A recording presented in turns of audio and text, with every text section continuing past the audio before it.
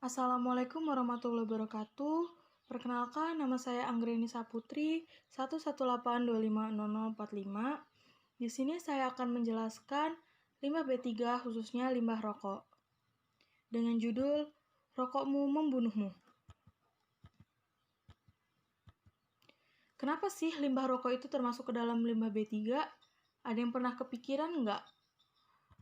Nah, ternyata limbah rokok itu termasuk ke dalam kategori berbahaya bagi kesehatan. Kenapa sih berbahaya bagi kesehatan? Karena dia itu tuh mempunyai sifat karsinogenik. Apa sih karsinogenik itu? Karsinogenik itu dia dapat menyebabkan kanker. Kenapa sih dia bisa menyebabkan kanker kayak gitu? Karena di dalam satu rokok itu terdapat 4.000 lebih bahan berbahaya. Nih, contoh-contoh bahan berbahaya yang ada di dalam rokok. Contohnya aja butana, kadmium, bahan pembuat lilin, terus ada heksamin, terus ada toluen, ada amonia, terus ada bahan pembuat cat, terus ada bahan bakar, ada karbon monoksida, ada metanol, ada arsen, ada metana. Terus yang paling penting nih, ada nikotin. Nggak cuma itu aja, ternyata di dalam satu puntung rokok itu terdapat formalin, racun tikus, bahan pembuat pipa, ada benzena, terus ada aseton, terus ada amonia, ada metanol, aklorein. Coba, sebanyak itu guys, kandungan bahan kimia yang ada di dalam rokok. Kalian bayangin aja, satu batang rokok itu 4.000 lebih. Kalian misalkan satu hari habis 12 batang rokok. 12 dikali 4.000, terus dikali lagi selama kalian mengkonsumsi rokok itu sendiri. Kebayang gak sih banyaknya gimana? Akumulasi zat kimia yang ada di dalam tubuh kalian karena mengkonsumsi rokok banyak banget kan? Nah, di sini ada bahaya rokok. Nah, bahaya rokok itu tuh dia bisa menimbulkan kanker dan penyakit kronis. Kenapa sih bisa menimbulkan kanker dan penyakit kronis? Karena kan rokok itu dikonsumsi itu tuh langsung kan, dia itu tuh melalui peredaran darah. Nah, biasanya tuh kanker yang sering timbul atau kanker yang sering disebabkan oleh rokok itu tuh kanker paru-paru, kanker leher, kanker mulut. Nah, kalau misalnya penyakit kronisnya itu yang berhubungan sama jantung dan paru-paru biasanya. Kalau jantungnya itu bisa stroke, jantung koroner, terus ada paru-parunya itu tuh asma, terus ada pneumonia, dan lain-lain.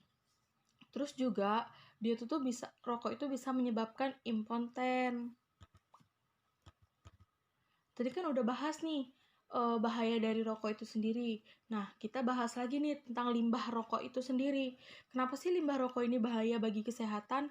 Karena itu kan filternya itu tuh dilalui asap atau dilalui asap rokok yang dihirup oleh manusia kan. Nah, pasti itu tuh terkena dampaknya atau terkena bahan-bahan kimia lainnya gitu loh. Nah, dia tuh bisa menyebabkan tanaman mati, terus membunuh hewan, terus dia juga menyebabkan pencemaran tanah. Kalian bayangin, di manusia aja dampaknya semengerikan itu, apalagi di tanaman dan hewan gitu. Nih, ini ada kayak percobaan kecil-kecilan gitu, di mana ada batang kayu dan puntung rokok. Nah, kalian bisa lihat kan perbedaannya, di sebelah kiri itu batang kayu dan di sebelah kanan itu puntung rokok.